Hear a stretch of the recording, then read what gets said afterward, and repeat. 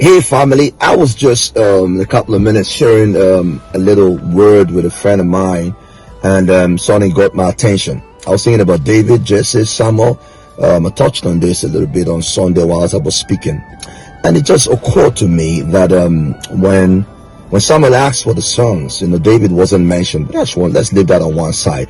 But what God was saying to me is that a lot of times God had to bring David. God could have anointed David where he was looking after the sheep. Samuel didn't have to come into Jesse's house literally to anoint him, but God brought him, sent for him to be anointed in the place where he was considered not a son, in the place where when they requested for all the children, it wasn't mentioned. And God is saying to somebody that many times it is the place that you're rejected, the place that you're ostracized. It is that place that where you're not necessarily 100% accepted. That your anointing is, because that is also the place that you're most likely not wanting to be in. That is where you don't want to be. That is where you don't like to be. Because a lot of people think that I like this place, so my anointing is there. That is why I go there. Oh, I like this preacher. That is where I go there. My anointing is. I like this thing. A lot of times, your anointing, your ability to function is in an environment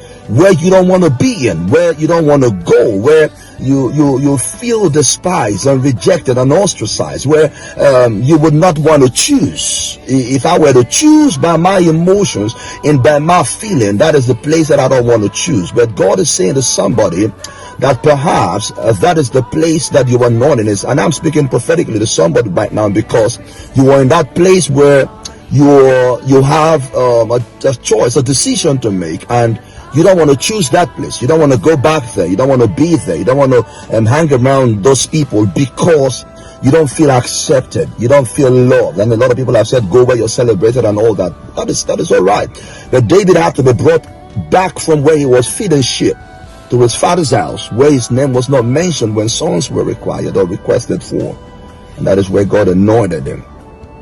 So this is for somebody. Maybe your anointing is in that environment, is in that house, is in that place, that city where you feel rejected, ostracized, where you're most likely not wanted to be in.